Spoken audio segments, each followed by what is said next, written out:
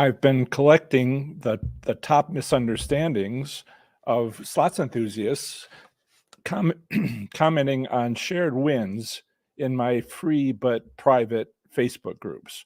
I have 57 communities there, one for each state, plus my Professor Slots Enthusiasts community with 18,277 members. Commenters on other people's slot machine jackpots, their photos, which you can't put into YouTube comments, but you can on Facebook. The commenters have all kinds of thoughts, speculations, superstitions, and more. Now, on my Facebook groups, I'm a lurker. I see every comment. I don't say anything unless somebody specifically addressed me. Now, please understand, I'm the owner. I have to, it's called moderating, and that's what I do. But I'm not trying to correct people's understanding there. I am trying to get insight into what the misunderstandings are. And so I can provide answers here and other places. So, these thoughts, speculations, superstitions, and more that people have, it gets in the way of them winning jackpots themselves. They comment on people who are winning and say stuff.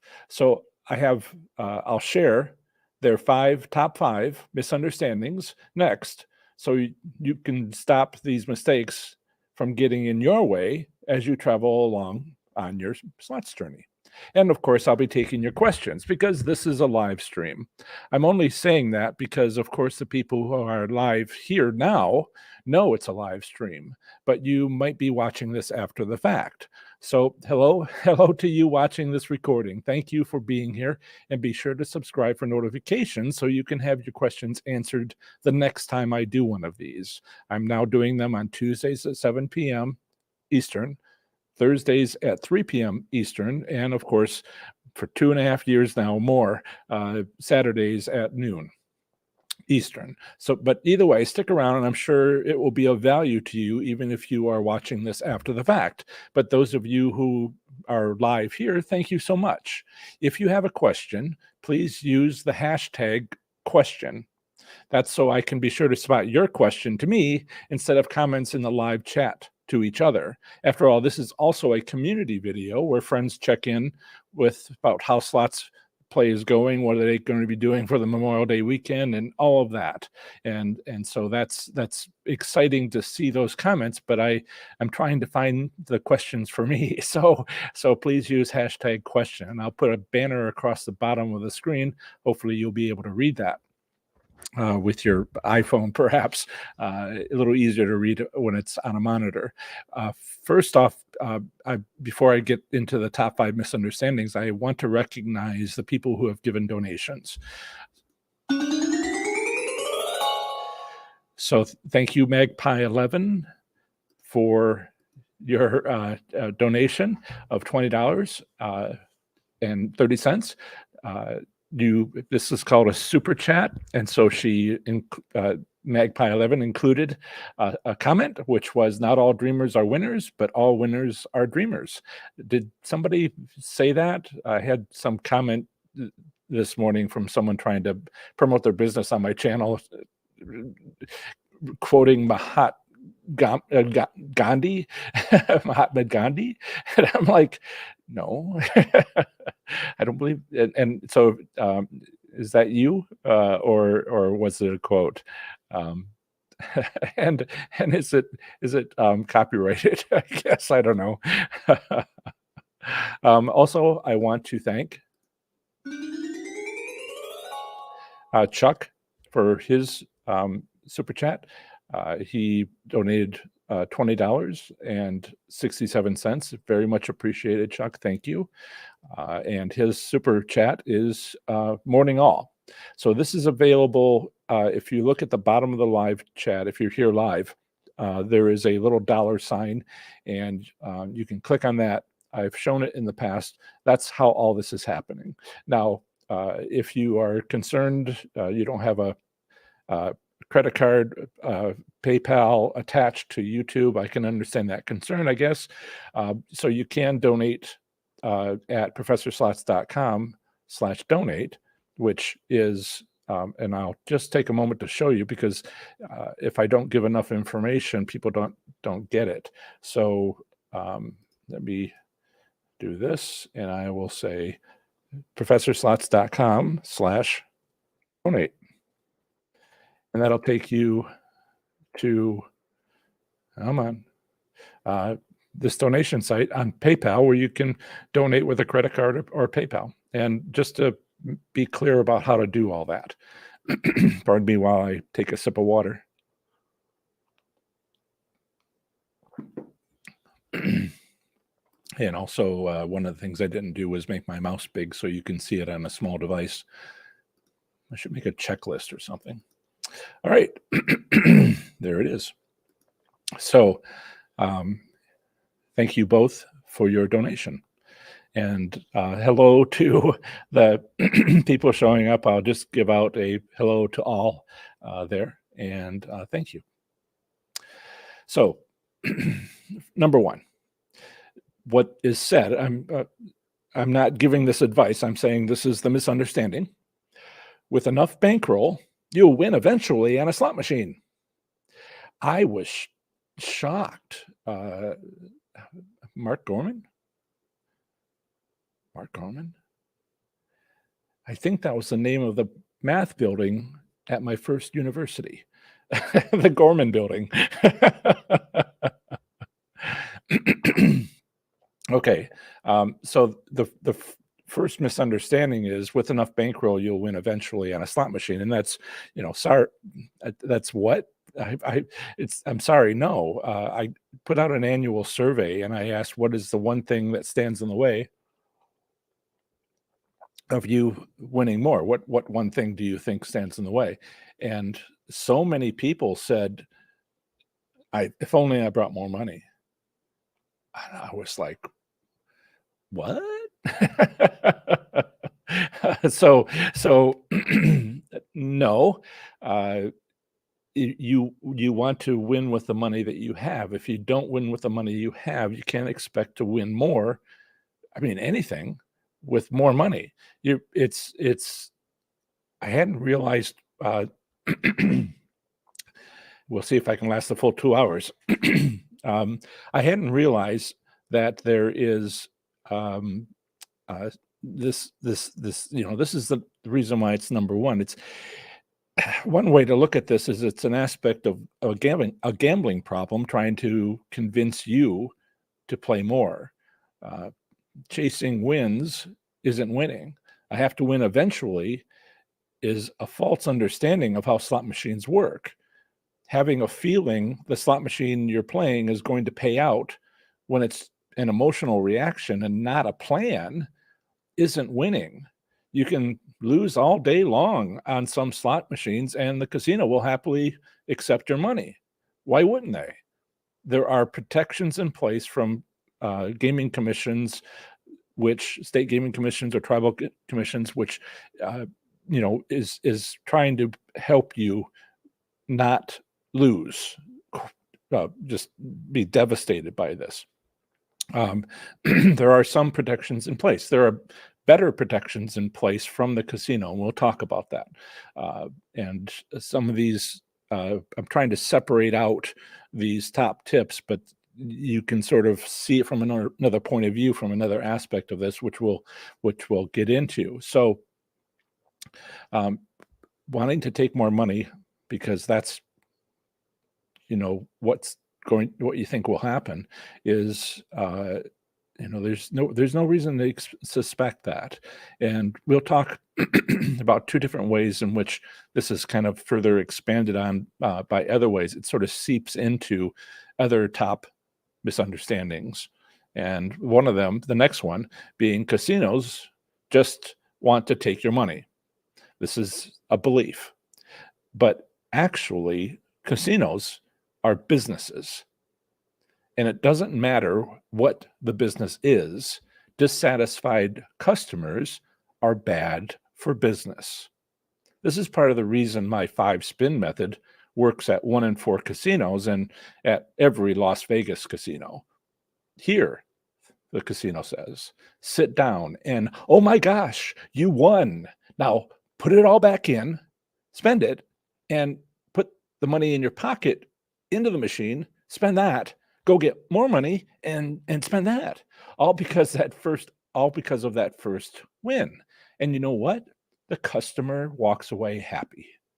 See, you can win at slots and the casino won't be upset if you give it all back. Call it a win-win scenario because you don't blame the casino for giving it all back. You blame yourself with their encouragement because you didn't see the subtle manipulation of that first win. That's the casino's plan. You being happy and they're being happy. and or at least not mad at least not mad, you not being mad at them, maybe being mad at yourself, which is, okay by them. So this is so that one was the casino just is just out to get your money, and they're not. They need to have satisfied customers, or at least not be blamed by it, by your dissatisfaction. And because that's how businesses work. I mean, it's fundamental. So number 3 is that there are winning game themes. I mean, I get this question. I get this question all the time. Oh, what game do you recommend? And I say something like the one on the end of the row, or maybe I like winning machines, which is true. Some slots enthusiasts, hopefully not you, mix up player appeal with winning. Like some people mix up with help from the casinos and slot manufacturers of getting bonus rounds versus winning money.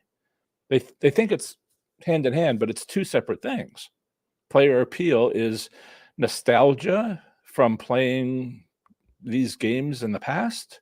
Bonus rounds don't have guaranteed wins. However, I'll throw this tip out there so you can watch for it. Some of the newest slot machines being placed in casinos right now that they can afford it, and they're doing this after such a long time of waiting, new machines being placed in casinos, some of them will now allow you to pay extra in your bet and be guaranteed a bonus round. Aren't you excited that you would win money? Oh, no, it's a bonus round. You'll win guaranteed, you'll get the bonus round guaranteed every time because you paid for it. This feature has come from online gambling where they've for real money, where they've had it for quite some time. It's a money maker for operators. So of course, brick and mortar casinos requested that feature from slot manufacturers, and voila, they got it because you love bonus rounds more than you love making money. And so you got the bonus round. It's just a way to up the bet, and you win less than you bet, but you got a bonus round. Hope you enjoyed it. Another reason slot enthusiasts think that some games are winners is because they do win on them, but they didn't win because it was that game theme. Not exactly. They won because it is a popular game that everybody wants to play. So the casino put them in an area which is highly visible to a lot of people watching, and those watchers wait for those machines to become available. But the casino only makes some of those machines winners, which is to encourage that activity of the watchers being like chomping at the bit to get on the machine and thinking, I just want to find any machine of that type. One of those machines is a winner, and the others are not. So that's a profitable situation for casinos. It pays for itself because of all the other so-called identical machines. I mean, they have the same game theme, right? Same denomination, same number of bets, a range of bets, range of denominations. They're all identical. Well, it's not identical. There's one that has been set to win. No need for more than one. Number 4, wins and these are fighting words, okay? I understand. Wins under $1,200 aren't taxable. Wow. I fell for this when I first got started. I'm like, yeah, well, taxable jackpot. No, no, no, no, no, no, no. The IRS disagrees. They say all gambling income is taxable, and not that you will be taxed, but rather that it's taxable. There's a difference.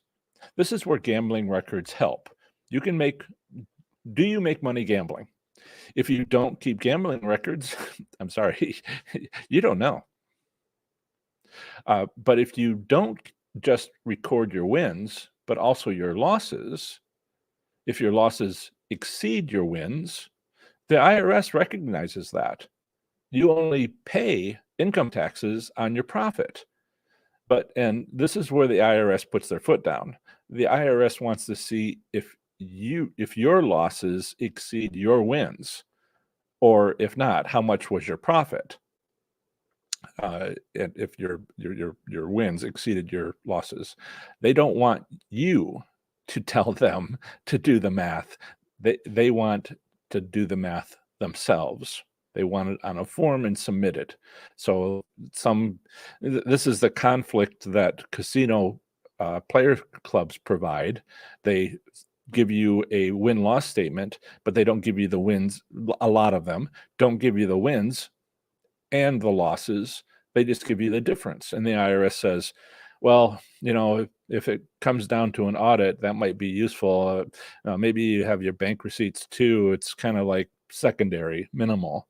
But if you have a log, and you might be surprised by this, it's much more believable to the IRS. If you keep a book, a spreadsheet, you might be able to get by with lots of slips of paper, but they trust you. They believe in you more than they believe a vendor of yours, the casino, that's providing you information. And also records, we could have a whole thing on records, but the records also could be a bit too much. I mean, you could get too much from the casinos. Let's say you go to 10 different casinos and you get 10 different win-loss statements, and they're all kind of like, well, they do their own thing because there's no standard. And that can be a headache, where if you kept your own record, this time I went to this casino and I brought this much money and I left with this much money and I had this W-2G, and then you add all the other things I suggest, like which machine, what time, your notes that I talk about in my course about what you need to watch for. And in addition, but the first part was what the IRS needed. So the fifth method, before I start getting into questions, and please ask questions. No kitty sightings? Oh, there she is. She moved over one pillow. I didn't even ask her. She's just such a nice cat. She moved away from covering up the subscribe button and moved to the next pillow over. And isn't that nice of her? If you have a moment, please like this video. Subscribing is something that's a vanity metric and doesn't actually do much with the YouTube algorithm, but a like will go a long way towards making YouTube stand up and notice. Okay. So number 5 out of 5 is, are casinos fair? Nope. Outrage. No, they're not. Get over it. Yes, I have been to casinos that are fair, and none of my strategies worked because I designed them to take advantage of casinos being unfair. It's since been remodeled, and it's not fair any longer, thank goodness. But now you can go in if you know my strategies. So Yeah, I was shocked. I was like, "Wow, a fair casino. I didn't even know that was possible." And, I mean, I knew it was possible. I didn't think anybody would do it. I thought about trying to become an executive for that casino and you know, straighten them out and make them a lot of money. But apparently they were already working on it and getting their plans together with their architect to make a bunch of changes. And I'm referring to, Louisiana Downs, which has recently changed a lot, and now go in. And so that's what I wanted to talk about with you today, the top 5 misunderstandings. And I will, you know, switch over for the next hour and 40 minutes if my voice continues to work. And, you know, we will move on to questions. Ask away. And please use the hashtag question so I can uh, figure out which one is for me. Crystal. Uh, I live in Vegas and play mostly $5 or higher slots. I want to profit just $100 per day. Uh, and so if I stop right there, if you there are 6 states that have return statistics by slot machine denomination, if that makes sense. They post the win percent monthly, and I went through those twice now and tried to find the best returns. And I found that 3 of them, the best return was a lower limit slot denomination, under $5 on 3 of those states. Never the penny machines. Also, 3 of them were one of the high limit denominations. So is it the $5? Is it something else? Is it outside of your price range? Don't be afraid to play lower limit slots. You can still make a $5 bet on so many penny machines. You can make $8 bets, more um, on penny machines, but then you'd want to avoid penny machines, right? So right now, for the last downtown, I happen to know I checked in February. I checked in April, and February results were out. 5-cent denominations, and there's fewer machines. You have a hard time finding them. There's fewer machines, but they have had the best return out of all denominations for February. Then also in February, they had the average for the last 3 months. It was the best then. And in February, they had the average for the last 12 months. Maybe you've seen my videos where I show all that. And it was the best return for the last year. The hardest part about it is finding the few 5-cent denomination machines. Make maximum bets, and you might even be making a $5 bet. That's just baseline helping you. Yeah. Second part of the question. I change machines frequently, which works about 75% of the time. Any suggestions to help me achieve this? Yeah, I would suggest going for the max, going for the best numbers. Nevada has returns by slot machine denomination. Use it. You know, I have videos on this. Just look up Las Vegas on my channel. You can go to my website and look up Las Vegas visits for people who are visiting Las Vegas. I know you live there, but that's top 7 secrets. Actually, it's 6 secrets now. I have to Vital Vegas podcast. He had a Old Faithful, and they moved it away. So that was one of the secrets I put in there. And I'm like, oh, I got to get back up to 6. 6 is the lucky number. Right now, it's only 6. So yeah, 5-cent denomination, up your odds, just across the board. And that there's so few, it means, you know, and for so long, it's stable. Yeah. Raven, did you have a question? No. Okay. Uh, uh, Raven had some comments about North Carolina tastes being common, that sort of thing. But let's go with questions. I'm glad you did well, Raven. Biff says, have noticed a group of 5 or 6 slots positioned at the main entrance. They are almost always several elderly ladies using these slots. How do you handle crowds? That's a good point. One of the things I point out is the machine in the row of popular machines that everybody wants to play. One of them is a winner. And, you know, as I'll talk about in a podcast a week from now, I had a very interesting conversation last night, and it's coming out next Sunday. And an hour before that, I had another very interesting conversation, which will come out tomorrow. But there is uh, people see. They don't have to know why. They just say that machine is always winning.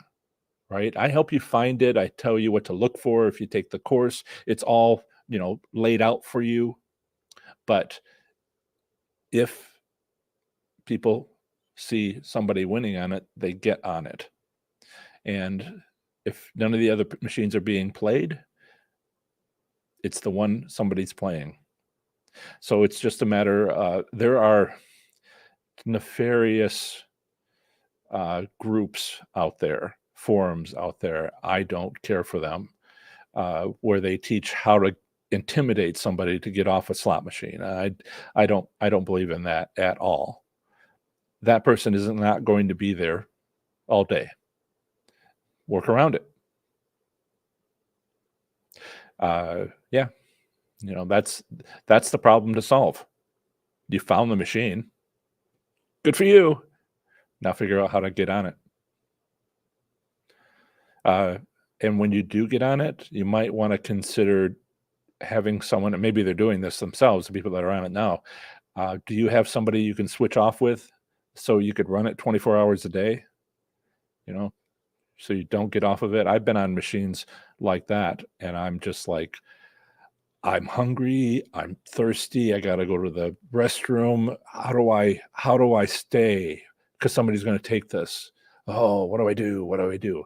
And if you plan ahead and, bring a sandwich, ask for a drink, not alcohol from a slot, but not too much, because you don't want to go to the restroom. It's like somebody was telling me, the machine had to be serviced, and that was so upsetting. And I said, "Did you bring 20s for your $800?" And so you filled it up and you took your voucher out and put it back in, and took your voucher out and put it back in, and yeah, oh yeah, well, it fills up. So if you're on a winning machine and you want to play for a long time, don't do that. And maybe bring a sandwich or a piece of candy, or not too many liquids. you know, where's the plan here? And I understand sometimes you follow my advice and you find a winning machine and you're not prepared. And that's why I say have a plan.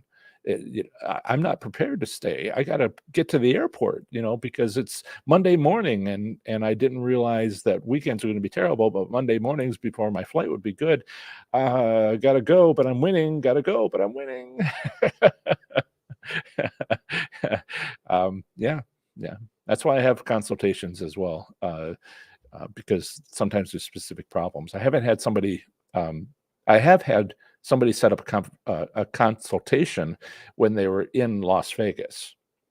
And she held up her laptop and I could see the Bellagio fountains, and said, I'm here now. I got a couple of days. What's going on? And so I helped her. Danny. Hi, John. Is it possible to find out what is the exact percentage payout of any casino in Vegas, not based on overall strip or downtown or local, but by name? Thank you. This is a financial analysis. What you need to know to do that is actually, no, sometimes, okay, let's back up.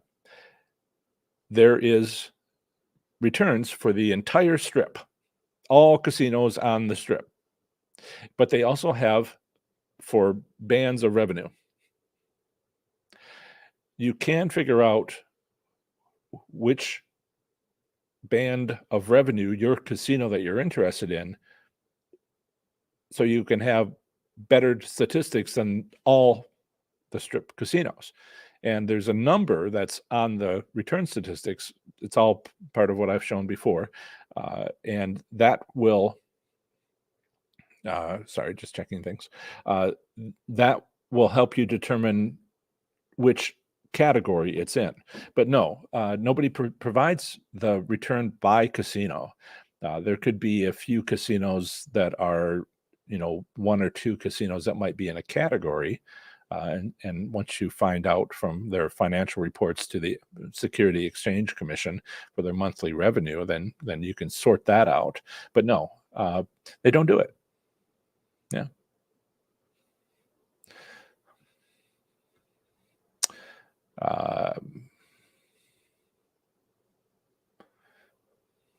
Question of your okay. I'm trying to understand. Janice says, what might be best, early morning after this holiday weekend, or go back to the machine I won on last week, but play a little earlier? Play at the same time. Go to and go the morning after the holiday, Tuesday morning. I was going to mention this towards the end of the live stream. Yes, we got a major holiday coming up. If your casino is going to be busy on Monday, and that's a big question you have to answer, it has to be busy. I don't know. Is Memorial Day busy at the casino? Well, it's a day off, but maybe there's family activities. So as with every holiday, you have to see if it's being celebrated at the casino. The Black Friday, oh yeah. New Year's Eve, oh yeah. But otherwise, it's really a casino by casino event. And so, if it's going to be busy, Monday night, go Tuesday morning. But if it's not busy, then you don't have what's necessary for my strategy to work, right? It has to be a busy event. I would do both if possible. And there are things where you have a winning strategy at noon on last week on Tuesday, say, and then you go a week later and it's like, oh, it's Tuesday after Memorial Day and I have to be here at 4:00 in the morning anyway, but then I got to come back at noon. It's the struggle. It's the struggle. You can choose, it's a one-time event. What you want to check to see is if they have the strategy on Tuesday morning, and then if you've done it 2-3 times, to check each time. If they didn't give payouts to others or you, then it's reasonable they don't have it. And it could be a while before the next holiday, right? And I don't even know when the next one would be. Oh, 4th of July, I guess, maybe. So that's on a Tuesday. So I think, you have to go several times. It's easy to find out during like the last 6 weeks of the year, because there's a bunch of major holidays and major events, and it's, boom, boom, boom, and you find out if they have it. Yeah. So have a plan. It sounds like you're getting it together. Yeah. And then find out which one of them produces a better result. But I think you're going. The coming back a week later, playing at the same time, maybe 5 minutes earlier, was what worked for me. That's how I got the most number of jackpots. It was a Caesars property. If that helps you to see, maybe other Caesar properties would have that, but it's also can't be done if you're not going to be someplace a week later. If you're vacationing and then you leave, and so you can't come back. And either way, you've got something that you're looking through. If you're in the course, one of the things upgrades are coming. I'm working on them, and one of the upgrades I want to make is kind of give you a checklist. does this casino do any of these 10 strategies? And kind of like go through them and one by one, just so you can be thorough. Maybe it'll help. No kitty sightings. That was funny. And lots of comments. That's good.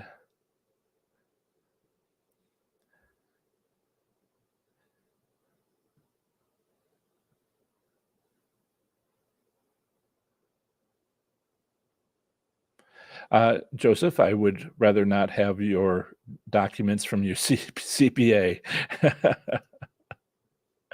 I don't want that responsibility.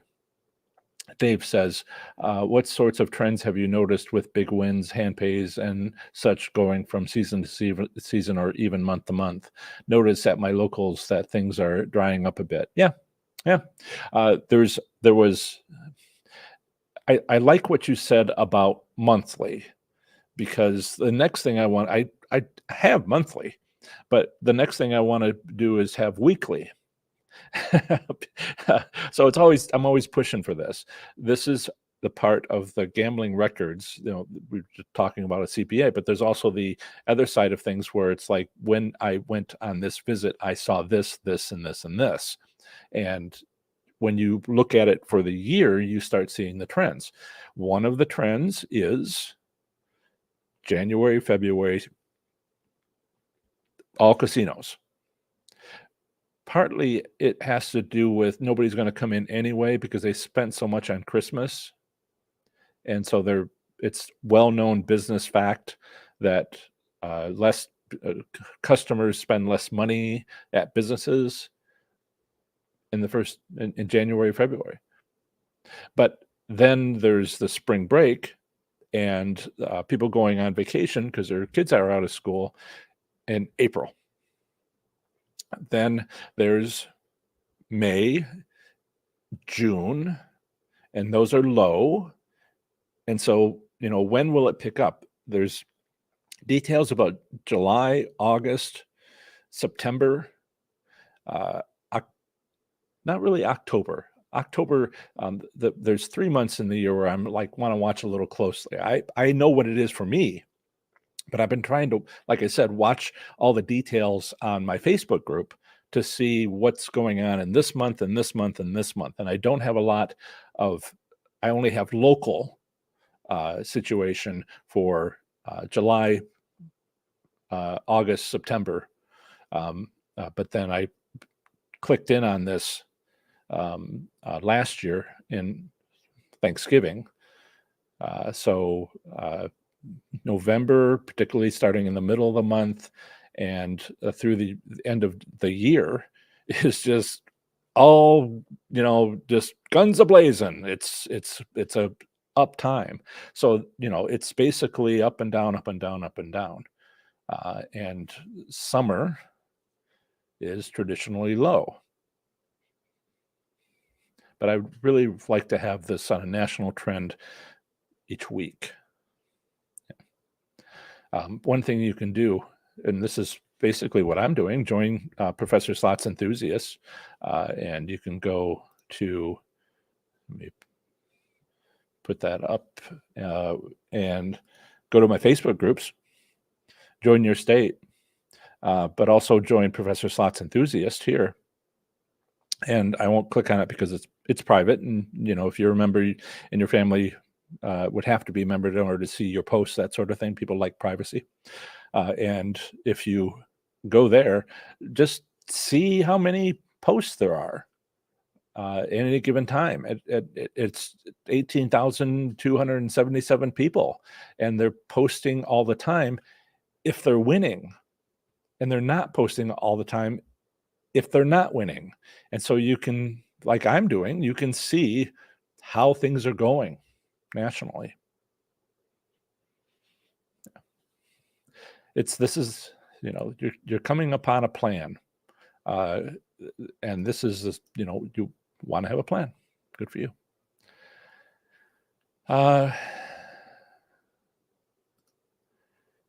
Oh, yes, Stephanie. Excellent question. Excellent question. How is the world economy affecting slots? they are giving out promotional dollars because it is so expensive to travel. It's if the casino is an hour away, I mean, just I want to talk local, right? If the casino is an hour away, how easily would you travel with the gas prices, being such as they are? That's pretty bad. And so the promotional dollars is to try to overcome that barrier. They try to give you a mail flyer, and they give you a scratch off which says only to be scratched off at the casino. You could win up to $10,000. Have you seen that one? That's a Caesar's property one. and and it's just like, well, wouldn't want to lose out, and I scratched it off anyway, and it was a $5, guaranteed to win. It was $5 free play, and I would have been a little upset if it had been 10,000. So close, but um, uh, so we can see a lot more promotional dollars being spent because they want people to come in, and that's something that you should be seeing. Now, the other thing, there's a couple of events taking place around the world, and one of them is inflation.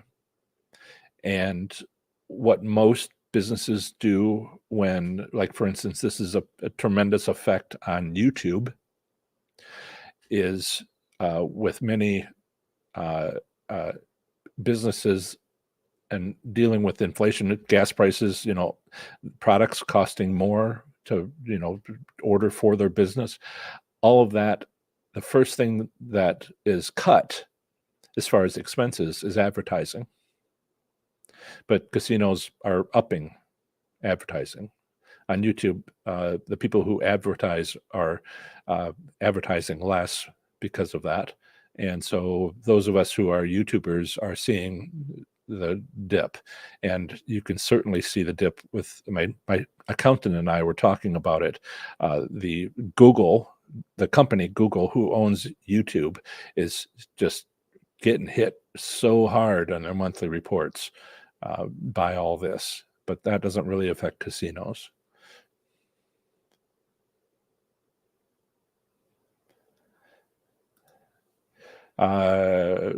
Jill says question, and please remember to add a hashtag question so I can see that it is that you have a question and not just talking amongst yourselves, which a lot of you are doing. Question: sometimes I take $46 to casino with $55 free play. I need more dollars. Well, that's something that's happening. My old coworker from my job before when I was an aerospace engineer a couple of years ago, 2 years, um, anniversary 3 days ago. All 2 years, 3 days, 4 hours. Who's counting? Oh yeah, 4 hours. Anyway, he used to talk about going with his wife to casinos back when they had coins, and each of them taking a roll of quarters. The rising cost of casinos. I don't like it. I don't like that it's costing people to. I mean, they're basically turning people away who don't bring enough money because of minimum bets, just going up, up, up, up, up, up, up, up. Now, if you want bonus rounds, you have to pay extra. It's just they're edging out. There's far more people with a small, I don't want to say small bankroll, with $100 bankroll or less. There's far more people than there are people with 2,000, 1,000, even 500. It's just double the number of people with $100 bankroll than there are, 500. And it's like these businesses, I'm like, are you even considering returning away people with $100 or less bankroll because it's not enough to pay to play? It's one of those things that they are working on doing more of.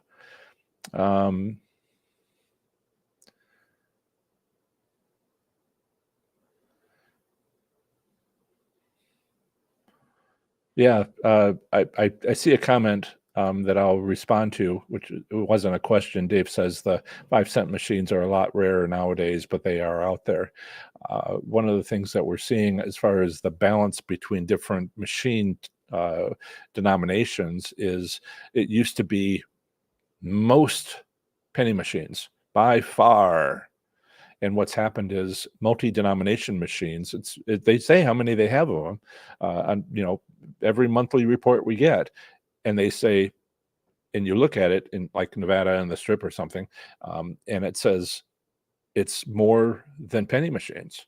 It used to be the same. It used to be less. I track these things. I don't plot them out, but I check and I'm like, yeah, not as many penny machines.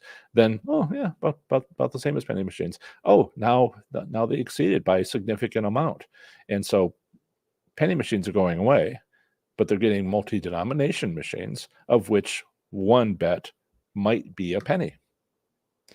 And it's two different categories.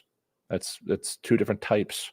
And so yeah, but the 5-cent ones, so you have to look for it. So you have to ask, where are your 5-cent machines? It's just wonderful to have that advantage. I wish we had more data. I wish every state had more data. There are states where like Minnesota, no, Wisconsin was telling me, "Oh, I wish we had returns. Would you do returns?" And I'm like, Wisconsin offers annual returns combined for all tribal casinos.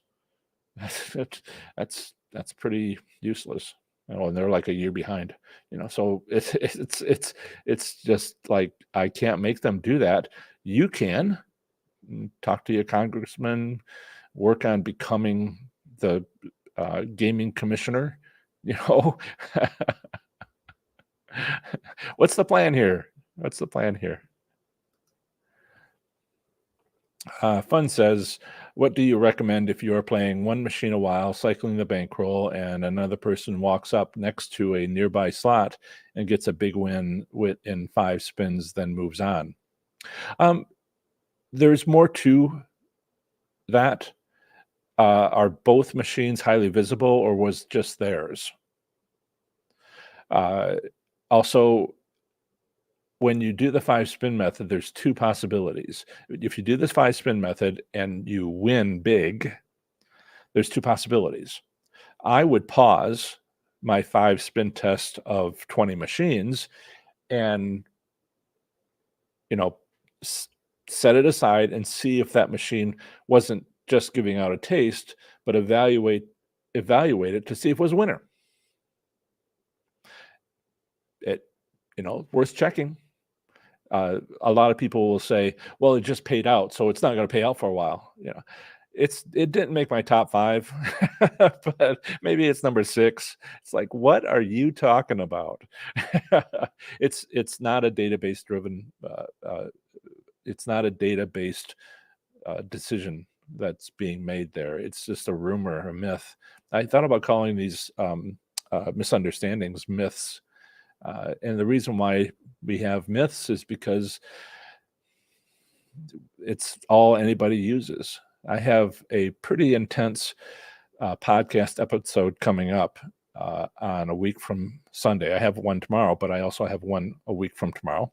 I've started a second round of recordings of conversations with slots players who are in my course. If you've taken my course, you'll see an email. If you want to sign up to be interviewed, I gave you the link and the password.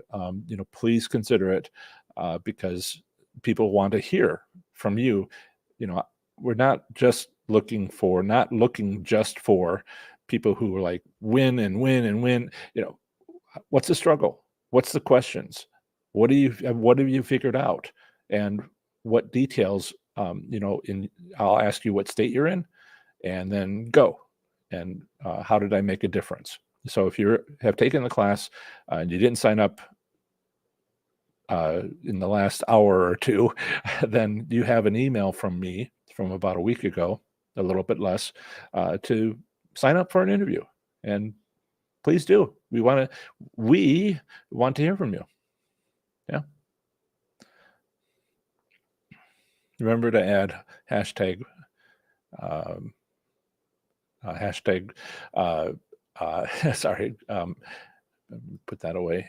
Hashtag question in order for me to see your question. Someone just noted that more people are watching today, uh, and actually, it is not. There are less people. We will see what it's like after the end of the hour.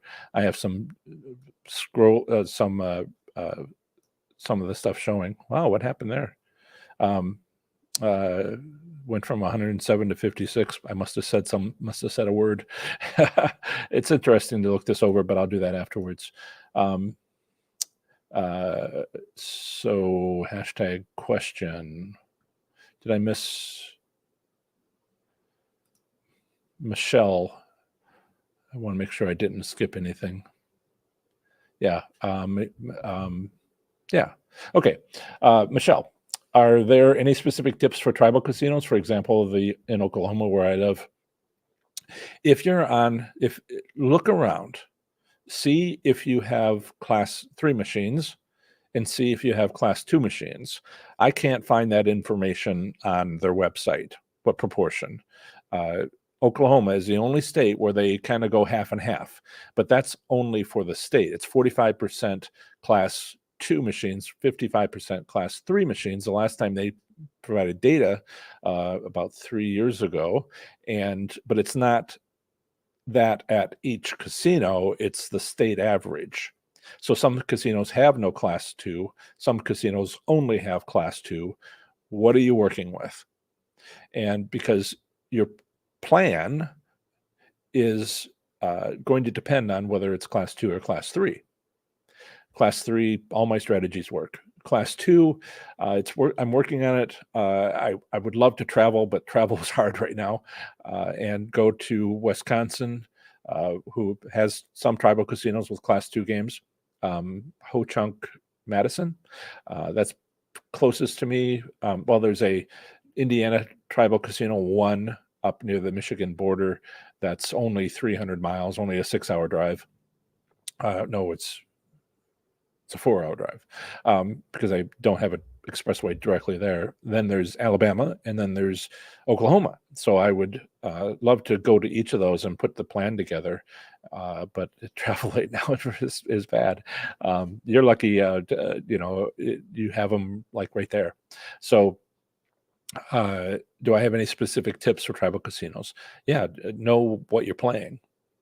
The class 3 machines, there's a lot that you could try, but I've had people come back and comment saying, "Nah, the 5-spin method doesn't work at Oklahoma casinos."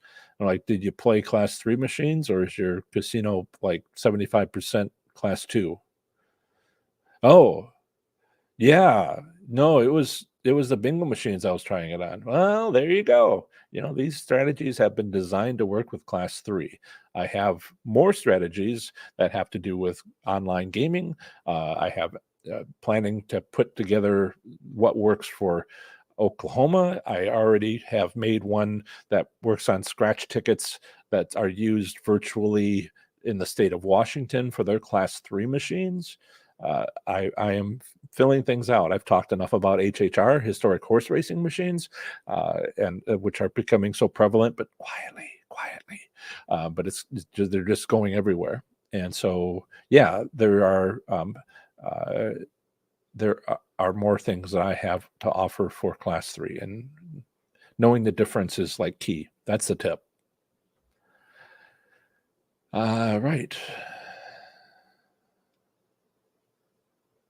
Thank you, Magpie. I will put this in the video so people can see it, where Magpie 11 has indeed canvassed downtown for nickel slots. And she knows as well as I do that the odds are better for them. So found several at Golden Nugget and Four Queens. Magpie 11 says they are old-time reels with 5-cent or 10-cent bet option. So, if you're got a if you got a bankroll of $55, there you go. There you go. As good as it gets. Tint to black. Some California casinos give away some cheap, worthless junk, not even worth the tank of gas it costs just to get there. I think I mentioned before, I got this wonderful electric bread maker, and then another one, and another one, and another one, and another one. And I was like, how many top end, uh, Hamilton Beach bread makers do I need? Well, none. I kind of like kneading the dough by hand. So yeah, if it's worthless junk, that's bad, because that's a dissatisfied customer, and the casinos are hurt by dissatisfied customers for whatever cause for the dissatisfaction, and so that's bad news for them. It's like going into the bathroom, the restroom, and it's messy. Or that's what you do to see if a restaurant's good, because if it's messy in the restroom, is it messy in the kitchen? And you're going to be eating food, right? So it's either pride in their job or not pride in their job, and all that matters. Yeah. Okay. Let me make sure I have some question. Yeah, we're at 138 concurrent viewers, 137, 66 likes, and 90, and then 114 views overall. I might be able to say just a bit more of the statistics, and that's nice. I know it's Memorial Day weekend, and I thought about canceling, but then some people don't have anything to do on the weekend. I certainly already know that I need to make a podcast on big weekends, right? Because people are driving, and it's, you download it, and then you're at the hotel or family, and you're driving home for 6 hours, and I make an hour-long podcast, and that takes up part of the trip, and you can listen and, to the interviews and the things I talk about on them. And so I've known for a long time, make a podcast on a holiday weekend. But live streams are kind of like,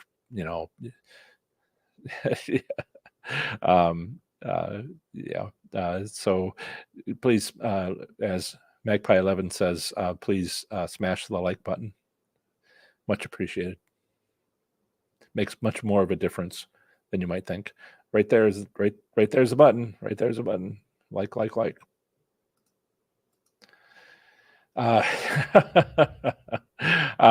Chuck asks about playing Kino machines. Kino machines, video Kino, which is different from the table game. Video Kino, if you're in Nevada, then it's the same as the table game. And so, that's not a slot machine. But outside of Nevada, it can be. In Nevada, Kino is documented to have the worst odds. You can go look. A part of the return statistics that I was talking about in Nevada will also show a section above the table of the slots. There's a section above, which is table games, and the section at the bottom for sports betting. And and they go by game, because slots are by denomination. Well, in the table games, they go by game. And have you considered learning Baccarat? Because the odds are wonderful for that, but Kino is particularly bad. Yeah.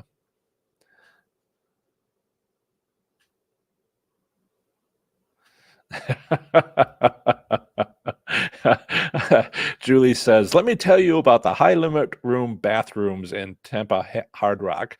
I have a feeling you're not going to say something nice about it, so I'm going to move on. Please don't share.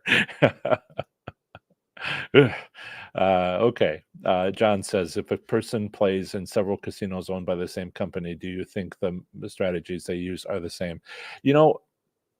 I think it has to do with who owned. I mean, from what I've been doing with so many casinos changing their name, getting new owners, new operators, the investors choosing a different operator.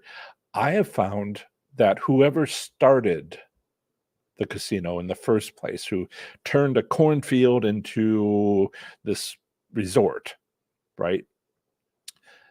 That's what the strategy was set by. They don't seem to like see what's needed to change what strategy is used, what operating system they're using that my strategies take advantage of, is minimum they have to turn everything off. And they're not going to do that because the one day shutdown is like, fireable.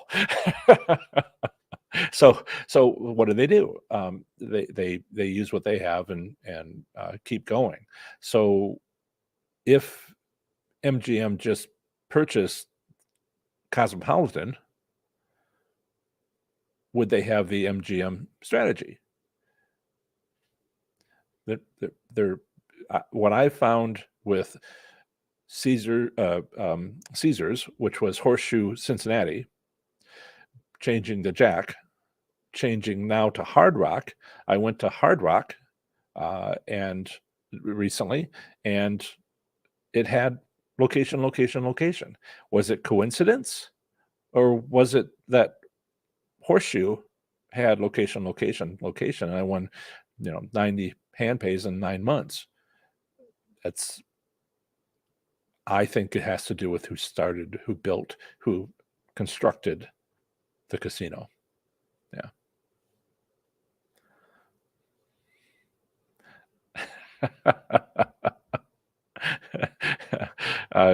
Some of these comments are awesome.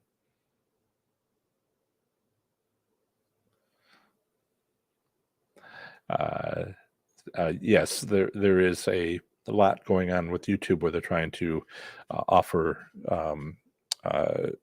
different things. Like, for instance, some of this could be, well, I'm trying to keep an eye on the latest and greatest things to do in YouTube, and Biff was talking about restreaming and other things of that sort. This is being simulcast to, I think it's being restreamed actively. It's going to my profile on Facebook, not my community, not my group, but on my profile. And so people are commenting from there and watching from there. They're not in the live chat. They're in my chat window of the software that I use to connect to YouTube, which I'm also connecting to Facebook. So yeah, I try to do stuff. If you're on, if you're on Facebook, I got one like there. Hello, one person. and yeah, so there are things to watch out for. I'm as I try to tell people sometimes, pardon me, I graduated from high school not having seen a computer. And I saw a terminal which connected by phone line, basically the fax system that we all know about, and it connected to a computer that took up a room, and then that's what I saw, and yes, and so I've learned. And here I am on YouTube, simulcasting to Facebook, and I'm becoming an influencer in educational slots. Yeah. It's a very interesting conversation I had last night with Brian that is coming out a week from tomorrow on my podcast. I hope you have a chance to listen to it. It is pretty good conversation. This is my second round of interviews and conversations, and if you are a member, if you paid for my course, I only sent it to you guys to ask if talk about before and after meeting me and what's going on. You have the link and you have the password, and please sign up. But I always find it completely fascinating. but he had a few things to say that I don't want to give it away. I thought about making a little video of one section of it and adding it here, but one thing at a time. So the next question asks me about any luck at getting to film at Jack in Cleveland. Jack in Cleveland is a mighty long distance away. I'm down near Dayton in Southwest Ohio. I think my focus will be on Belterra Park because, as one of you informed me here, they have accepted somebody, and there's proof, and that seems, because of its being closer to me, and because that had happened, because I learned a lot of my strategies there. That's going to be my go-to approach. But I can, the point is it's a new thing that I'd like to start doing. It won't take over this. It will add something to what I'm doing now. And I'll keep working on it. KA, I know it's a bold move. Can you make a living of gambling? And if so, tables or slots? If you look at the return statistics, this is such a general question. If you look at the return statistics, the odds are better, far better, like single digit versus, well, I should say, it's in the 90% of what the odds are on average with every drunk person or whatever betting on slots versus 70%. No kidding, 70%, 75%, maybe as high as 80%. Learn baccarat and you can, get up to 85% or so. It's the odds are so much better. And if you are an expert at slots, you can do better. As with poker, if you are the person who's always winning because you know how, or you do blackjack and you have a winning method that isn't, that you stay under the radar.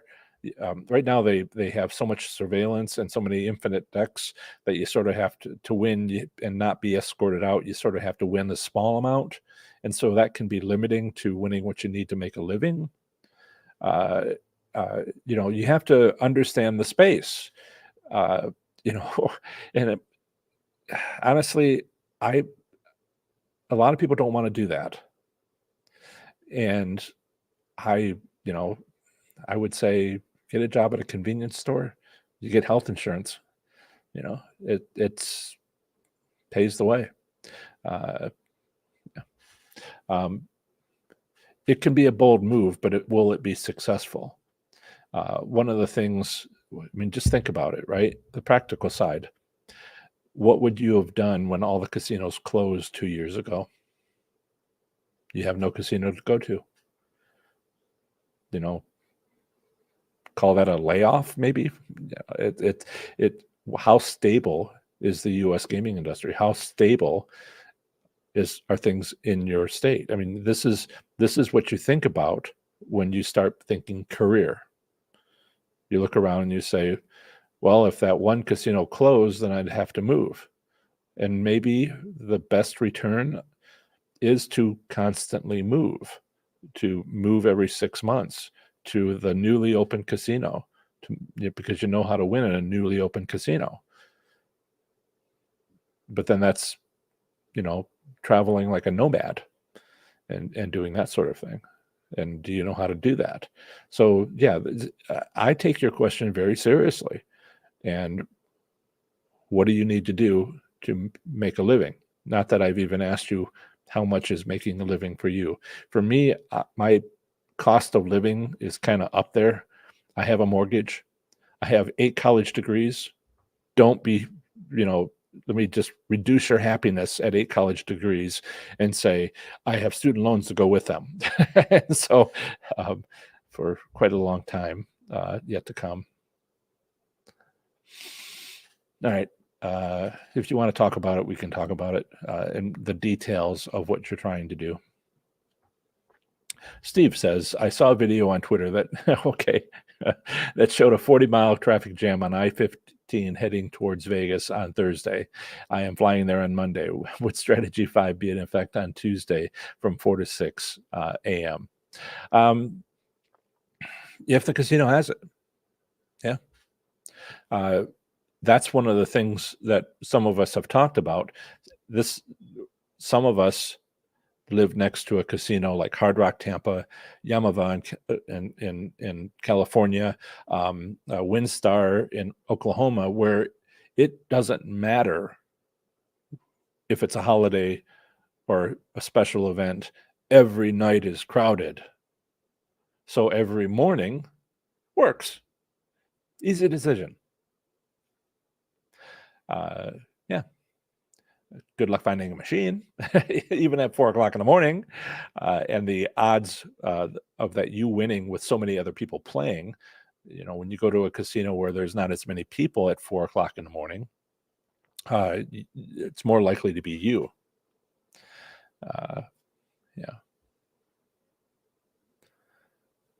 And question, good. Can you explain what these different types of slots are? Well, yes, but it's really a matter of, do you even need to know? I bring them up in the online course because, and I talk about them. Each of my state by state Facebook groups actually has an article on my website that talks about that state. All right, professorslots.com/AL for Alabama, and your two-letter postal designation. So if I were to show you that, and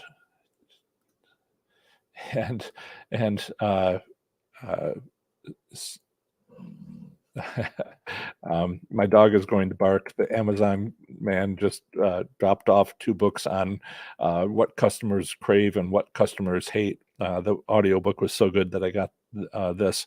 So what am I doing here? This is online resource. So if you go to professorslots.com/online resource, you'll see a list. And if you want it, what state are you in? Can you tell me? Are you still there? Tell me what state you're in and I'll bring it up. Let's say it's Nebraska. Well, okay, I'll watch for it, but let's say Tennessee. I've been getting questions about Tennessee lately. So many slot machines, despite the fact that there are none. Slot machine gambling does not exist. No land-based casinos, no commercial casinos, no tribal casinos, no slot machines available.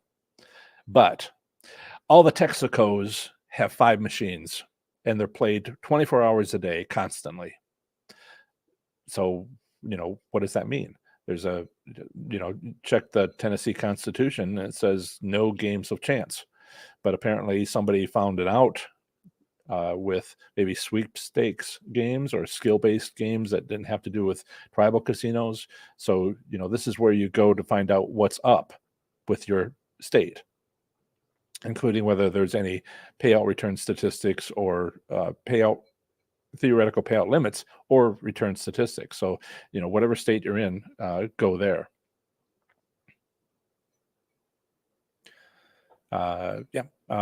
So if you go to Professor Slots and 30 days, and by the way, Fun, thank you so much for your testimonial. Hasn't made it to the website yet, but thank you.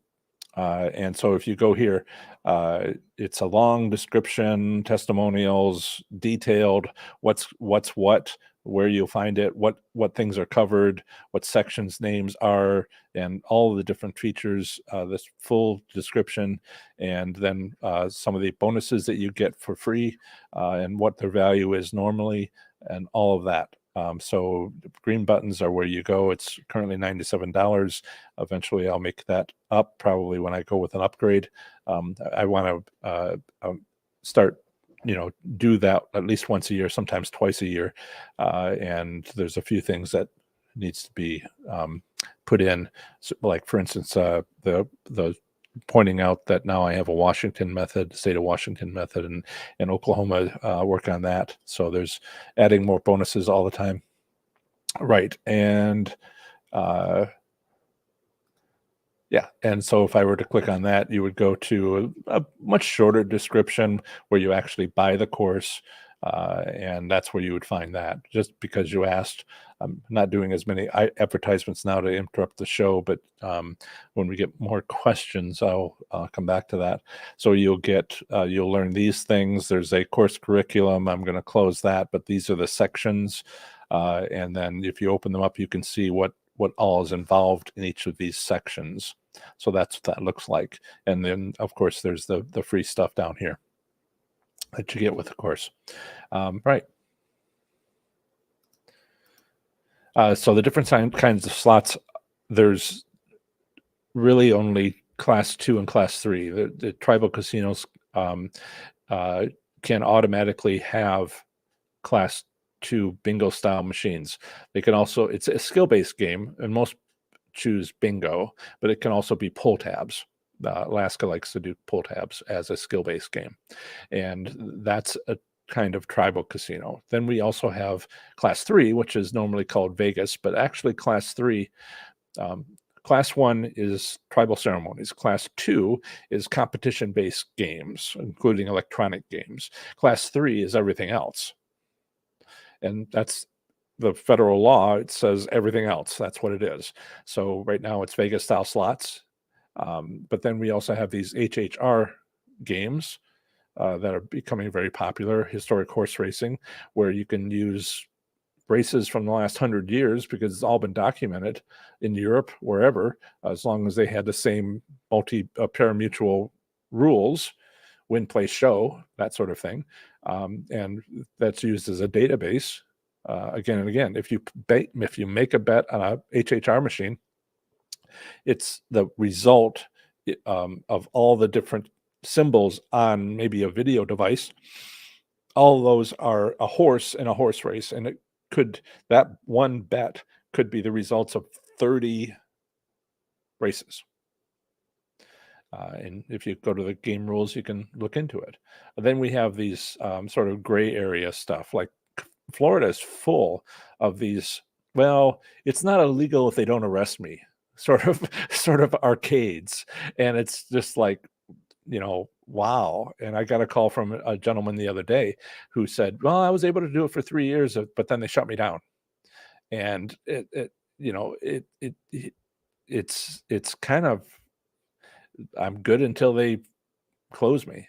And one of the things that can be done is, the police don't check, or law enforcement for the Gaming Commission, whichever, don't check. But you can also, it can be civil forfeiture, where they take the machine but don't penalize or don't, charge the owner of the business. And since you made enough in the 3 days before they took the machines away to buy more and have a healthy profit, you pull 3 more machines from your storage and order 3 more, because in 3 days they're going to come take it away, but you're working it. And it's just an amazing sort of situation. It's all very gray area. It's all very much what's going on, and we don't really know. You have to sort of be there, and nothing about those machines protects you. There are no player safety, no consequences, no if something broke, whatever. You're not protected with a gaming commission on many of those machines. Now, Illinois bars and taverns, that's protected because it's connected to the state lottery, blah, blah, blah. So that's why every state is a little bit different. And that's why I talk that way about it. It's interesting. Look into your own state, find out what's going on.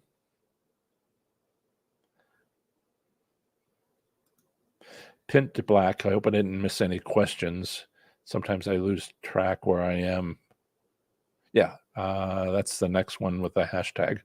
Um, our country's current administration has made the economy so unstable. Do you? I was asked this question 2 years ago. I was asked this question 2 years ago when all the casinos closed.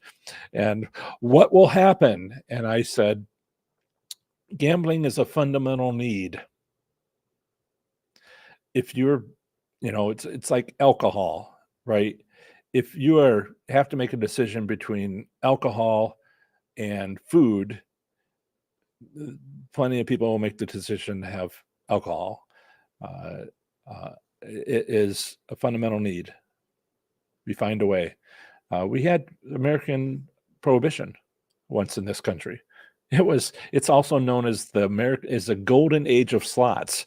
They were making them gum.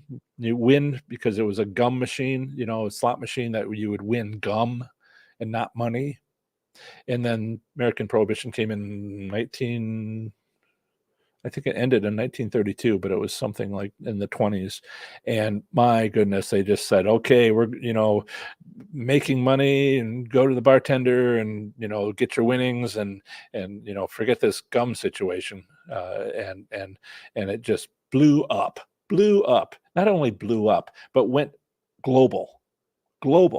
And so when Prohibition ended, it was, yeah, so what I'm trying to say here is, if anything like that happens, it's going to be the best day ever for slots players. It's happened before.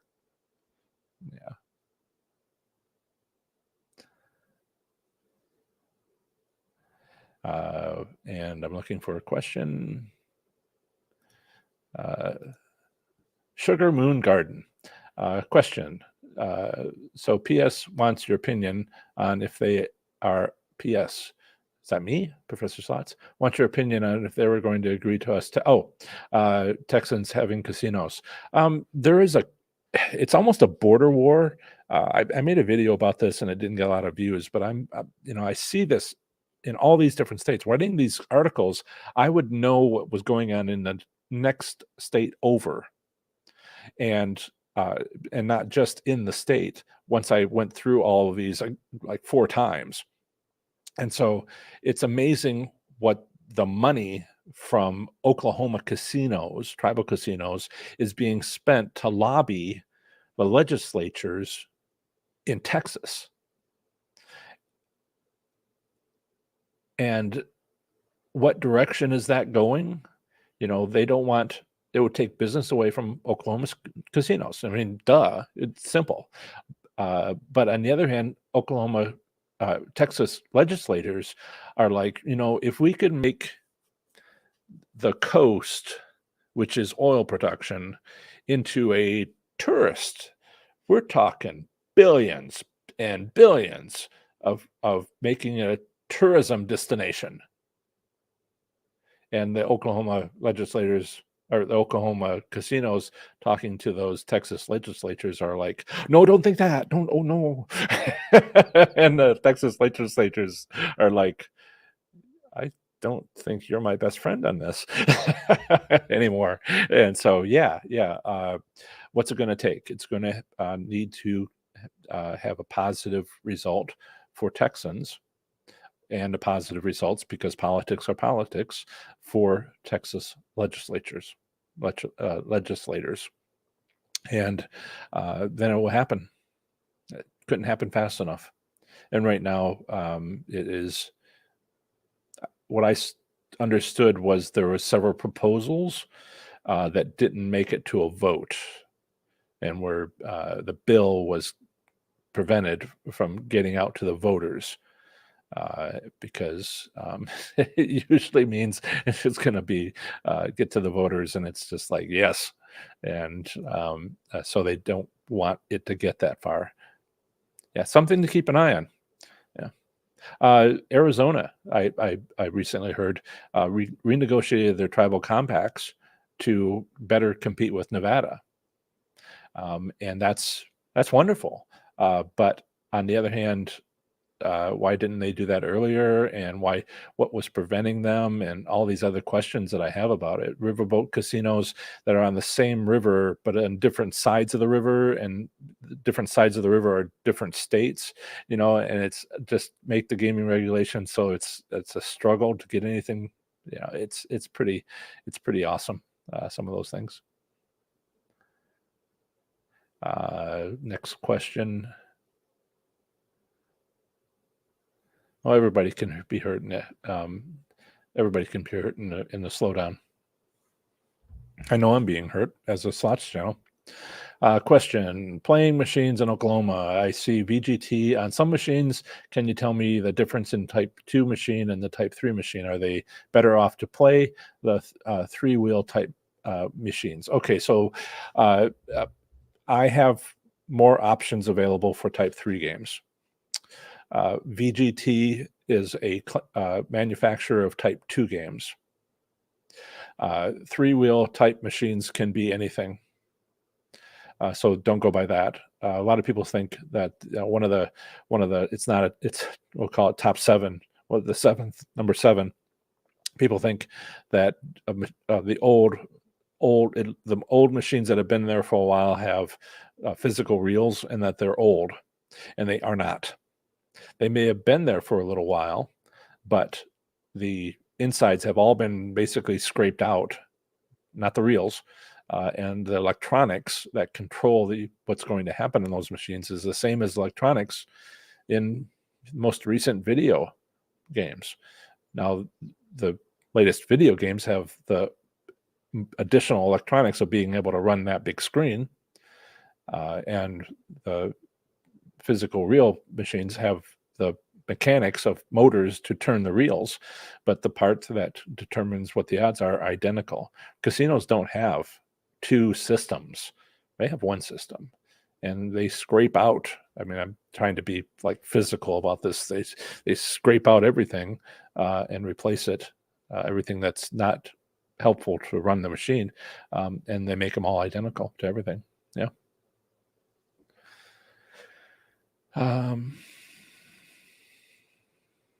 Question. Yes. Julie. So any riverboat casino that goes into international waters, since says Victor. Okay, so riverboat casinos used to undock, but that's just because they lifted the drawbridge, and they got rid of that a long time ago, only a few years after they came in. So no riverboat casino is heading out to the ocean. It's a barge, and barges don't do quite so well on the ocean. But so there are riverboat casinos. There are day trip casinos. Victory Cruise, Canadian Cruises in Cocoa Beach is one of them. Don't really have a gaming commission to go by. That is right. Not regulated. Right. Absolutely. They have those kind of.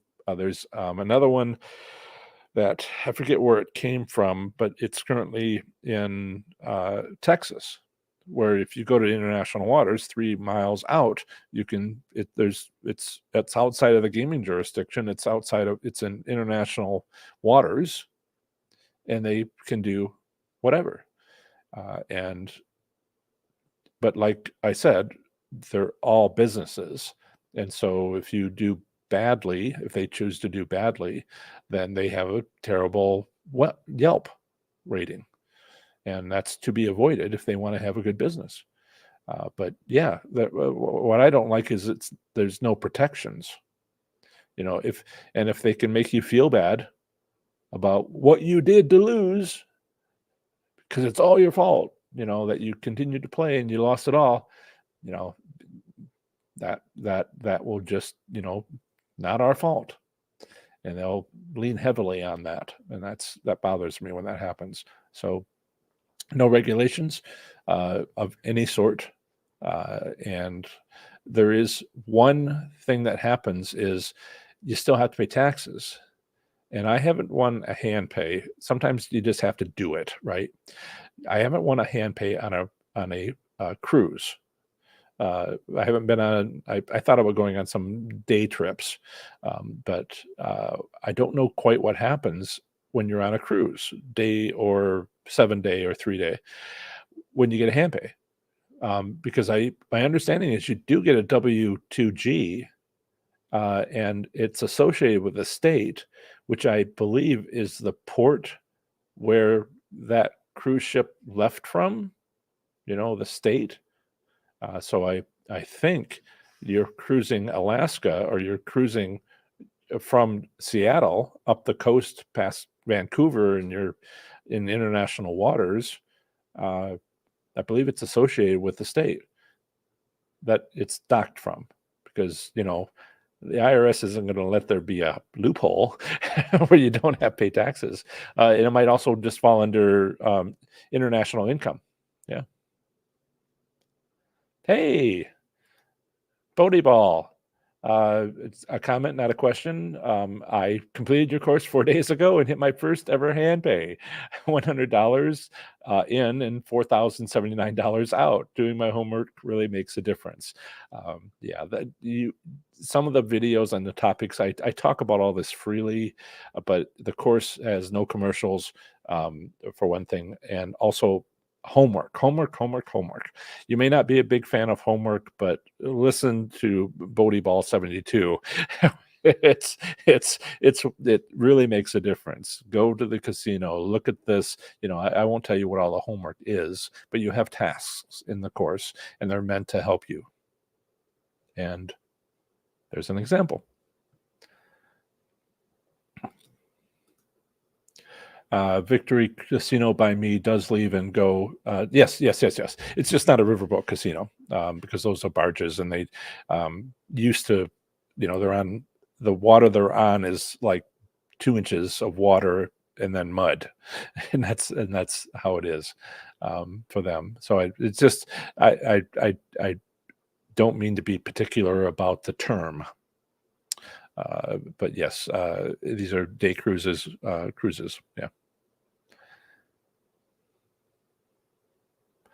Hashtag question. I see a question without a hashtag. I'll go with it. Question, sir. So could you explain what a type 3 machine is? It's a slot machine.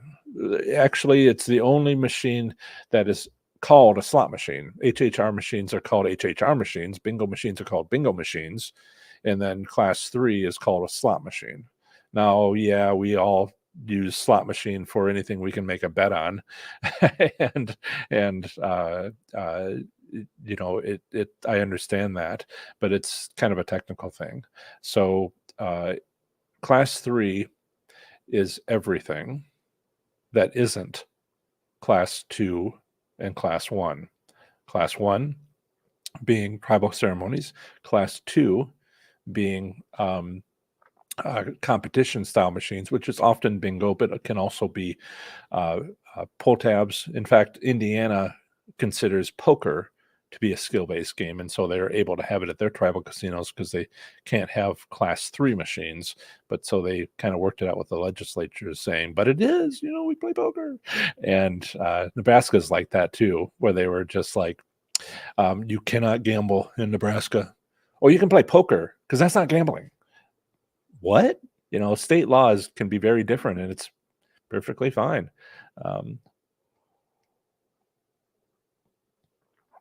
So a type 3 machine is what you would normally, most people think of as a slot machine. If you happen to be in Alabama, parts of Arkansas, Oklahoma, a little bit of Wisconsin tribal casinos, it's basically a tribal casino thing that they might have. Most of them, except for Oklahoma, most of them choose not to have the bingo style machines because their customers get confused and they don't like it. But if you've made the effort for people to be used to bingo machines like Oklahoma has, and Oklahoma has its own reasons to have class 2 machines, because class 3 machines, there's an extra fee they have to pay to the state. And so they make less money on class 3 machines. And so they made the effort to train everybody to enjoy, bingo machines, because the fees from the state aren't that high.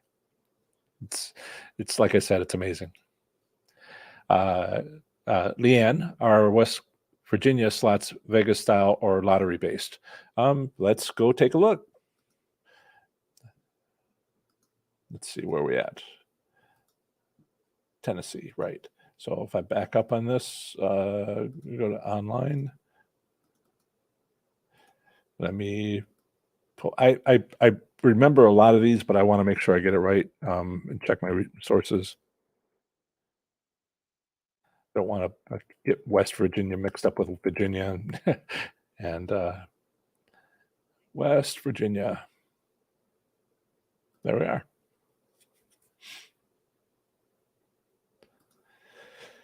Five casinos, including one casino resort and 4 racetracks with slot machines. Many retailers have a few video lottery terminals. So the answer to your question is yes, all that.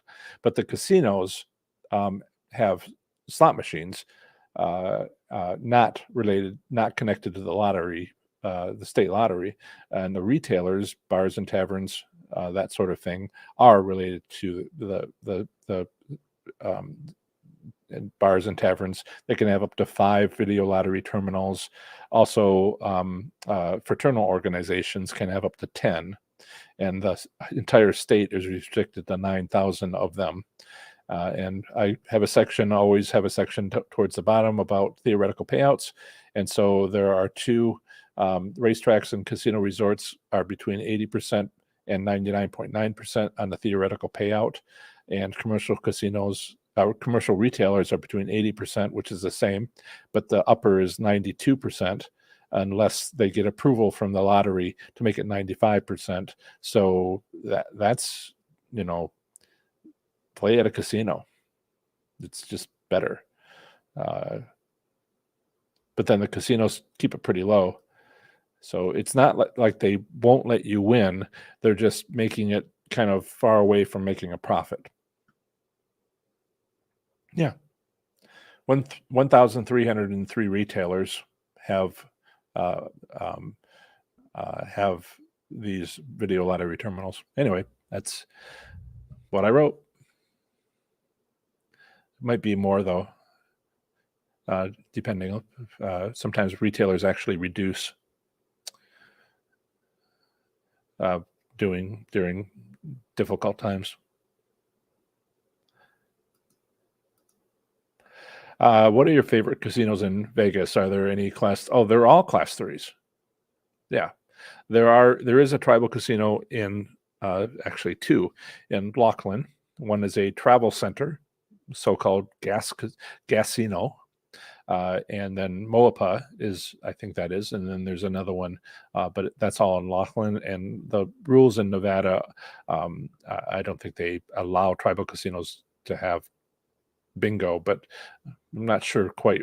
It's so hard to find out online what they have. You have to kind of like walk in. But the Strip downtown, Wendover, there are no tribal casinos anywhere there. And and typically you find class 2, almost entirely find class 2 at tribal casinos, and then not often then, because if they can have class 3, they tend to get class 3 slot machines. Yeah. So what's my favorite? I enjoy going to Vegas and not gambling. See the shows, have a good meal, take my sister, and she just has fun. I've gone and spent $500 in 8 different casinos on the Strip in the high limit room, and then Mandalay Bay was where I saw people winning, and even asked the floor manager at this little post there in the high limit room, and I said, how many hand pages have you seen today? Oh, about 12. Oh, look, there's another one, and he pointed, and I'm like, I should have come here first. I only had $500 left in my budget at that point, and I enjoyed the time I played on those machines, but I would have preferred to, $500 is not much for high limit slots, and I didn't really have a plan. I was just seeing what it would do.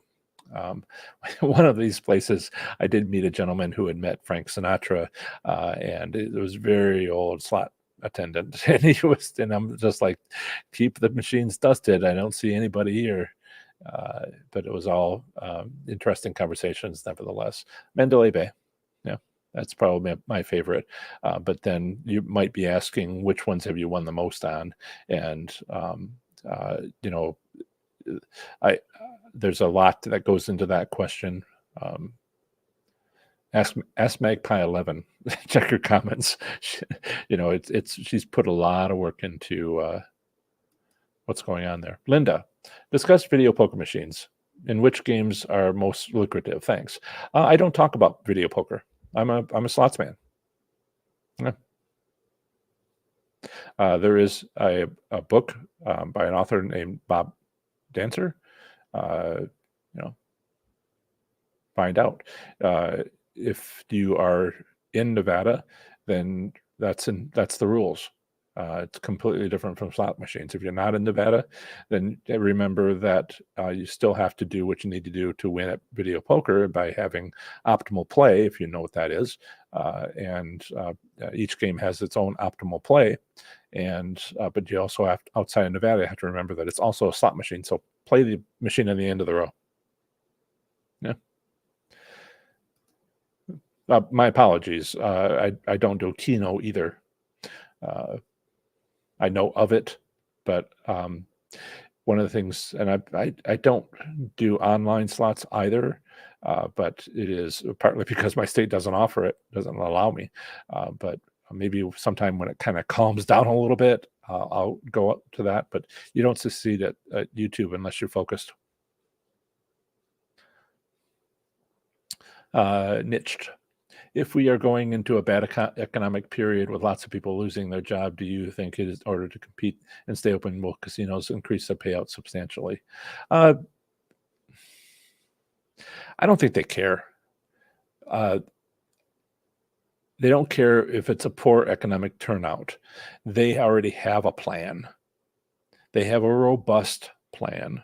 They go up, they go down, they go up, they go down, they go up, they go down, and they're pulling people in. What they might do is increase by a smidgen their promotional dollars, so more, mail flyers go out.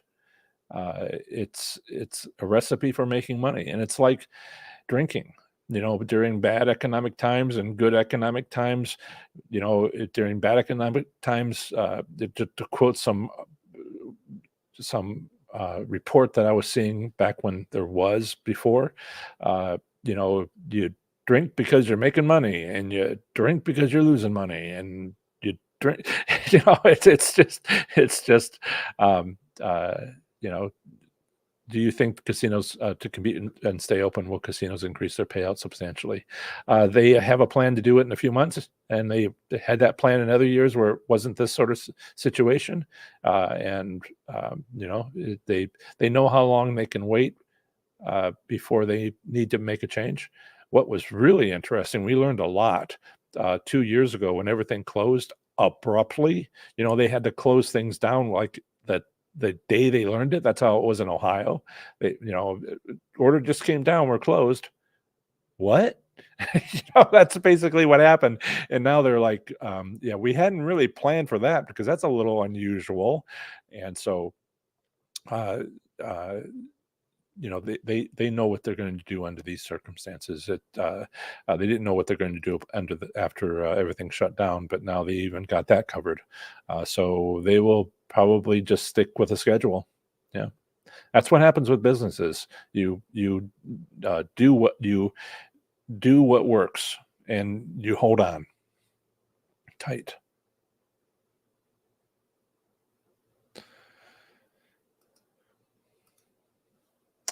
Question: does Texas's 2 casinos have Class 2 machines only? Yeah, they only have Class 3, Class 2. They only have Class 2 machines because they're not allowed to have Class 3 casinos. They don't have a compact which allows them to have Class 3 slot machines. If you check with Texas Tootsie, her name's Jan. She's in the live chat, or she was earlier. I'm not sure if she's still here. And there's other people here that go to those casinos in Ascala. Or you can join my Facebook group for Texas, and people are talking about what's going on there. That's the resources I have for you.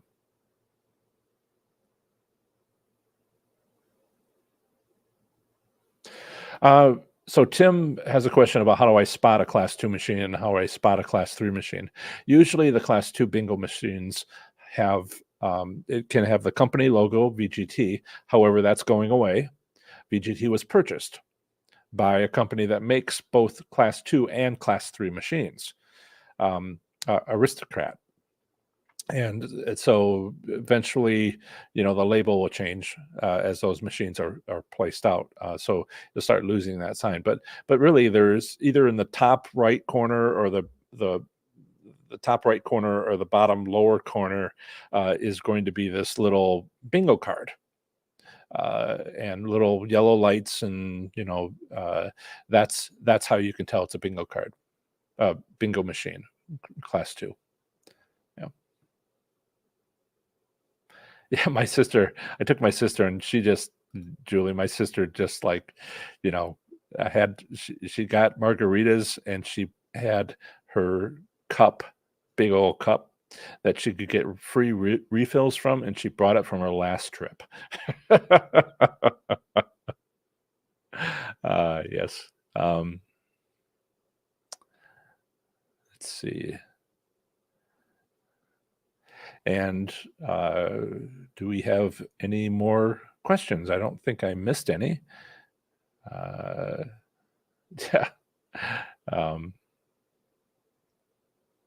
Let me put away the margaritas. Awesome. So I'll give you a second. If you have more questions, please, ask. Fun has questions. Can watching videos of slots play undermine the method you teach? If you know what's going on, if it's a live stream, then it can't be cut out what's happening. If it is a live stream, there's a gentleman, I won't name by name because I don't want to give him business, who takes $10,000 in $100 bills, and he starts recording. I just walked up to this machine. I put a $100 bill into it, and look, I just won. And then he doesn't use the ones where he doesn't win. He starts it off. Watch me put this into this machine I just walked up to.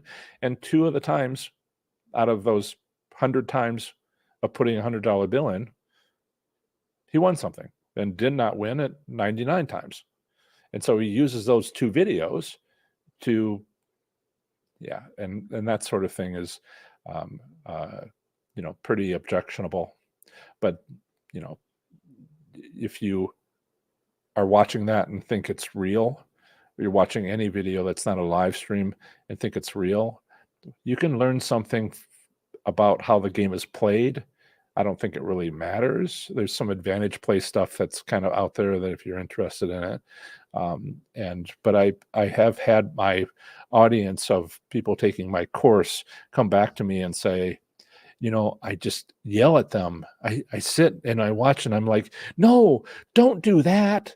Do this. And, the individual that I interviewed last night for a week from tomorrow had a lot to say, a lot of negative things to say about these entertainment slots channels. He said none of them know what they're doing. It's not their, and I tried to say it's not their business plan to teach anybody.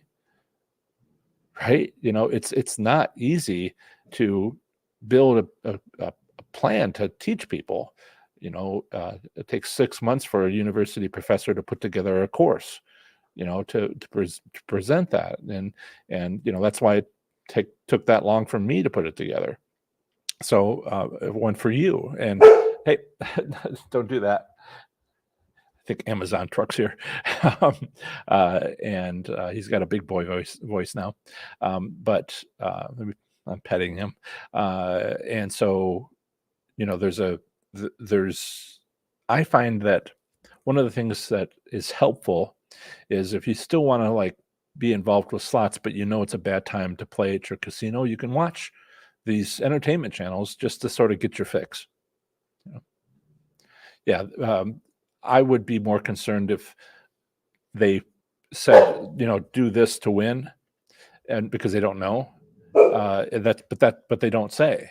And so that's better because they're not trying to convince you to do something. What you're going to find, I know you're taking the course now, and what you're going to find when you watch them, you'll be like, no, don't. Oh, they just completely missed what just happened. It's unfortunate. Um, Danny says, in your opinion, in Vegas, is it better to go at night, afternoon, early morning? Vegas is unique cause of the amount of daily visitors.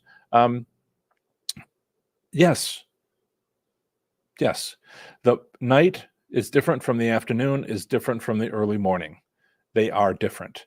And so I have had live streams talking about how do you assess what's happening now, what's going on now. Yeah. I'm sorry, Pony Player is like refillable margaritas. Where? It's the little mall with the M&Ms, and there was a vendor out at the entrance to that mall, up by Mandalay Bay, and yeah, she was just like, I brought my cup. And so that's what you got from this? Okay. um uh so yeah, the times are different. I've had a live stream about using the 5 spin method, even though all the casinos on the Las Vegas Strip have the 5 spin method. They have tastes. It's a second part that's useful. First, you decide if it's got tastes. Then the second thing you do is it paying out? And you can make minimum bets with the 5 spin method and evaluate the casino. Well, not right now. Try it again in the afternoon. Try it again in the early morning. Try it again at night. And and you'll see that it's substantially different at one of those times. And I wish I could tell you which one it would be. But we're seeing it kind of like all over the map. You go, you check. But people are like, it doesn't matter. Tip number 5, I was top 5, the fifth misunderstanding that I was talking about at the beginning of the show is like, well, no, it's all fair. Sorry. Don't mean to shock you. Chuck says, barbecue brisket will be ready in a few hours. Save you a seat. Oh man, I am on the road. Leftovers. Wow. Thank you, Chuck. Now I'm hungry. Wow. That's awesome. um,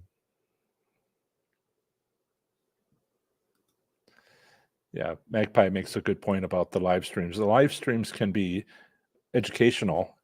It's kind of like talking to a casino employee. You listen to the facts of what they say, not the opinions of what they say.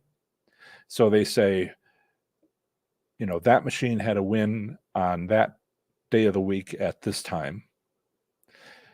But what you do is you go do this, and you have your troll and you pet it. And so the first part's good. The second part's not. You listen for the facts. So if you see a win on a live stream, you may be able to determine what time that was, right?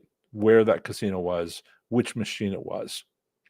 You can identify the ID on the machine.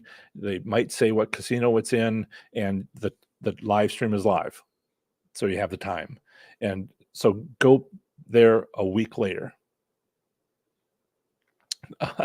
Or you can do what Magpie 11 did, which was audacious. She went 10 minutes before Brian Christopher was there to show up. And before they kind of on his machine, and she won 2 hand pays, and then she got out of there and he jumped on it, and it was just like that was awesome.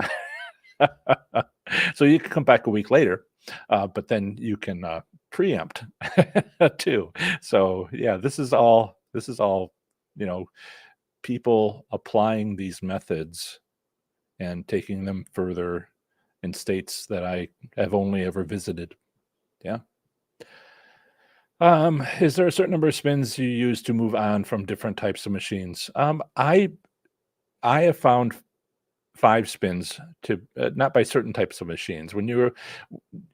If you're in Oklahoma, you have 2 types, but most every place else you have what you have, and it's usually one of them. So, it's a very general question that you're asking in that part of it. And normally it's not that general. You know what you have. And so you do what you need to do for those machines and figure it out. But the certain number of spins on the 5 spin method, it is true that I chose 5 spins because it it seemed like the best way to control loss limits, to have only 5 spins. But I know that other people are like 8 spins, 10 spins. Was it Doug? I don't. He was here in the first part of the show. He used to say, "I use a 100 spin method." That was the funniest thing I'd ever heard. But um, you might maybe 10 works better for you. In fact, in casinos, that the 5 spin method is like just solid. You know, you don't get to 5 spins. You stop when you win. And so there have been casinos I've gone to, and it wasn't the 5 spin method. It would have been if I didn't win, but I was always winning on number 1 and number 2. Yeah. But if you're not winning and you go right to 5 and then you move on, well, maybe you can adapt it. Maybe you can try to see if you go to 10 spins, whether that's best for your casino. Yeah. Good question.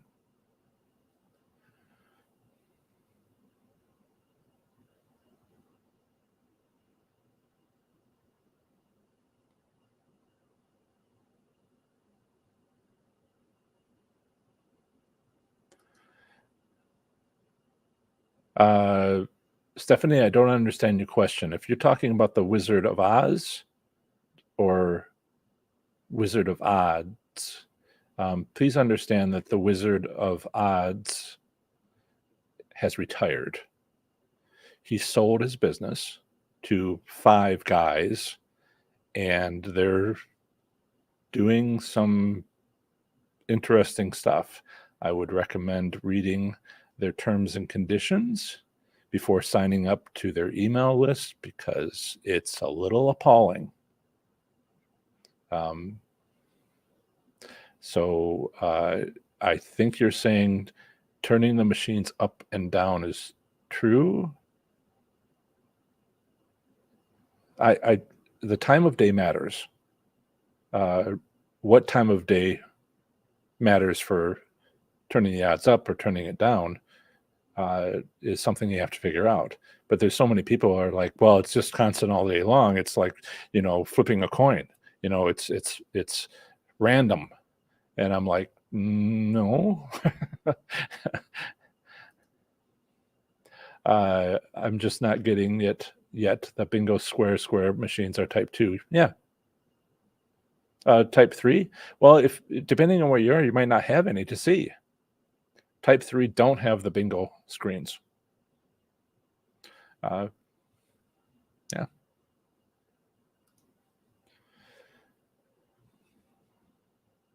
Yeah. Well, see, there's a 2-step process. So Danny says, please clarify. You said all strip casinos in Vegas have the 5 spin method. Yes. Now, there's 2 things about the 5 spin method. First is, do they give out tastes? And they do. But the second step is, do you make a profit? And some times of the day are better than other times of the day. And I wish I could tell you which times of the day were better, but that's all up to the casinos. They turn it up and they turn it down, and they turn it up and they turn it down, and they are on some sort of schedule.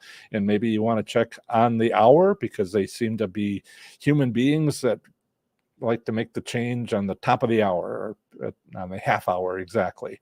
And that's just, it's easy to spot. And so, yeah, all casinos have it.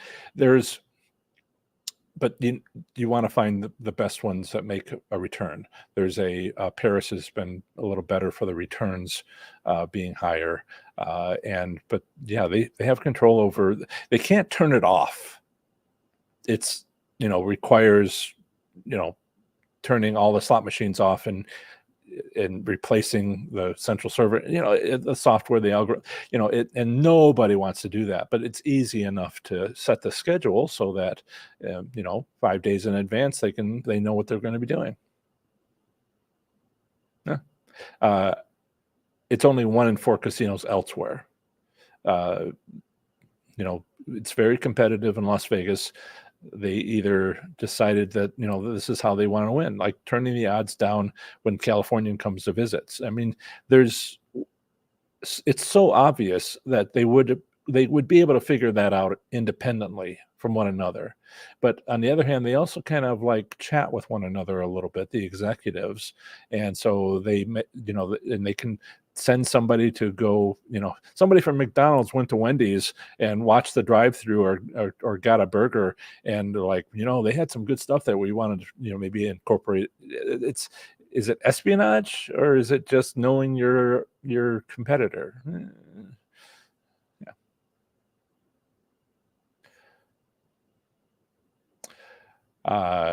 Wow. I didn't get to all the questions. Well, actually, I have like one more from fun. Have you used, or do you recommend Googling the casino name followed by the word busy to show? Well, there's a, what is it? I'm trying to remember the name of the app. It's No Wait or something like that.